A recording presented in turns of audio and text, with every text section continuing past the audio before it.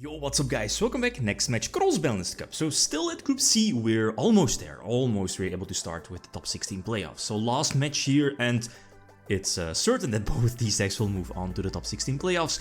But, you know, it's important to end up at least on the first place, the first spot, since that will make it so that you will, you know, eventually take on a second place deck in one of the other groups.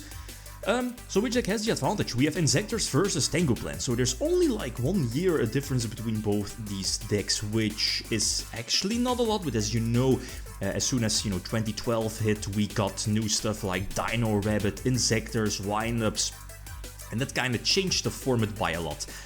Power creep was also there, so I could definitely agree that Inzektors should have this slight advantage over Tengu plans, but as we've seen in the past, you know, Tengu plans being that huge synchro toolbox, I mean, the exceeds are not that important. I guess maybe Levier could be something, right? But other than that, I don't think the the exceeds are going to be that important. So plans going second. It's decent. Inzektors is not really the most consistent deck.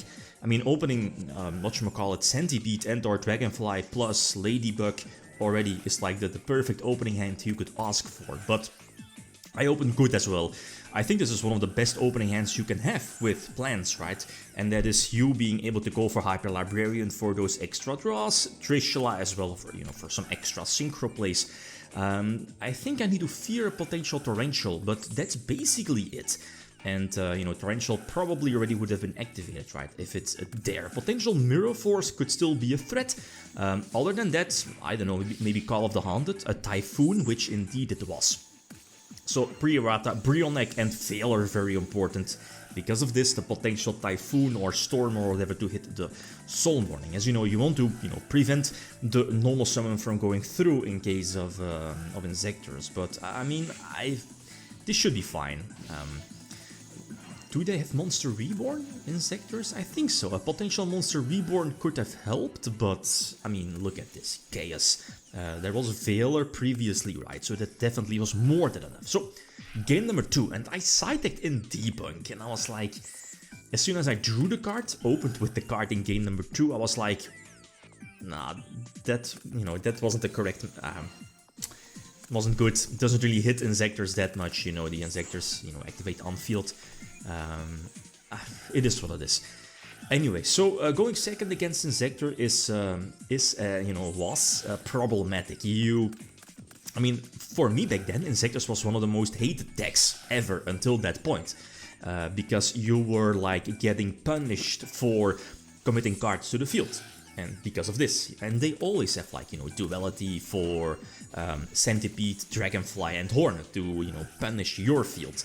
And battle traps weren't the best. Bottomless was decent since it could hit Centipede, but it doesn't hit Dragonfly. And here in this case, the fact that Inzektors is also a deck that main decks multiple traps, it makes it, at least it made it so, well, not fun to play against. Very similar to Floenderies, I guess. You know what I mean. So the game is pretty much lost. Yeah, the warning is indeed hit. And I believe my last hit is the debunk, no? I think so, yeah. It doesn't matter. The Dandelion tokens are indeed going to get popped. This is not going to be an OTK since this is a slightly different build than I guess we're used to. With Zect Caliber, you know, the equip spell for Inzektors and a main deck. So, but it's not there, but I mean, it's game either way. You can indeed, well, you know, you should have indeed equipped the, is it Gigamantis? I think so, yeah, for the, what is it, extra 1400 attack boost? Not sure. Anyway, so plans going first, and this is like your cookie cutter going first Tengu plant hand. Normal summon Thunder King, reveal Dash Shoot. So get free information about my opponent's hand, and as you know, Pot of Duality is useless when Thunder King is face up on the field. So I definitely want to warding the Dragonfly. And again, Inzektors open really well, you know, Dragonfly, Prison Pot, Veiler, and you know, the Ladybug as well. So that's again your perfect hand. And I'm sure, at least I know that I, you know, need to prevent the normal summon from going through. But there aren't any follow-up plays. You see my hand and I'm always like There's going to be more games. 1-for-1 Bulb, Spore, Dandy, always. Speaking of Dandy, you will see it in a couple of moments. I'm not complaining, since 1-for-1 Dandy is, you know, it's up there with Magician Shark, almost. But the warning definitely hurts. It prevents, you know, the, I guess, Formula hitting the field, Spore from potentially coming back for a level 5 synchro play. Yeah, Librarian plus Formula for some extra draws. And here I need to push, right? I can't play it passively, or you can't play it passively against Inzektors. I go for Stardust, just in case. Mirror Force, maybe? We know Prison is there, but again, this is more than enough to attack for game. So again, number 4, again, go with second, and Dandelion Bulb. Solemn, not the best going seconds, but I mean, you can kinda expect / hope that Inzektors would kinda brick, right? One game, as in not opening normal summon Dragonfly Ladybug or Centipede Ladybug or something like that, but obviously they have. So I feel that the game is already lost here at this point, you know. So I was already preparing, you know, for game number 5 in my head, but yeah, Mind Crush hits, what is it, Dragonfly, I think? Hit Dragonfly. So that's nice. Again, I guess preemptively using Typhoon, you don't want to give Inzektors the cards, but I mean, what is it called? The Hornet is there, so whatever it is. I'm not going to play this one out. So game number 5, and Bulb Dandy, like I think every duel, every game, no, every duel. It's fine though, so normal summon Tengu and one set being Judgment, and the Judgment again there to prevent the normal summon from going through. Normal summon Centipede, and I eventually opt to do that. But now I think it might have been a mistake because of this. Like, keeping Judgment would have been cool if everything in the hand, you know, was Hornet. I mean, it wasn't Hornet. Equip Hornet. Obviously, you would hit my only set being Judgment, but imagine me keeping Judgment here. Probably was a better play. And again, I would have, you know, blowed him away with Heavy Storm, and there was a Judgment, and then, you know, would have used my own Judgment and go from there. But if right.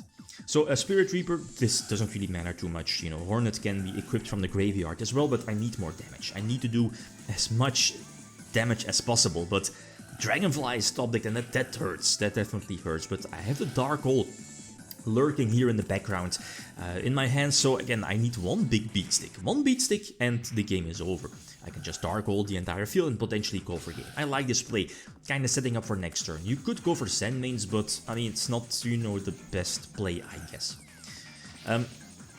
DD Crow is actually very good. It hits the Hornet in the graveyard, so that could give me one extra turn because my set is Dandelion. But I mean, must be nice. You drawing into the Hornet, and yeah, the game is over since your Centipede is hitting the board, and this is indeed more than enough to attack for a game. Because again, Hornet hits one of the tokens, and whatchamacallit, yeah, only have 900 life points left. So that, you know, a couple of top decks here for Inzektors, but that's solemn play, now that I think of it.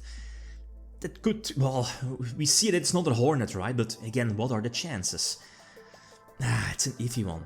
Or did we know the last card? I'm not sure, because, you know, a Duality was activated. I can't remember, but it's fine though. So both these decks are moving on to the top 16 playoffs, and next matchup we have a 2017 deck, so True King Dinosaur Yangzing, which still has a chance to move on to the top 16 playoffs. Yups, is going to take on Sword Soul, so definitely feel free to leave your predictions. Okay, guys, that's it. Thanks for watching. Feel free to leave a comment or like if you enjoyed the video. Beat him signing out. Peace.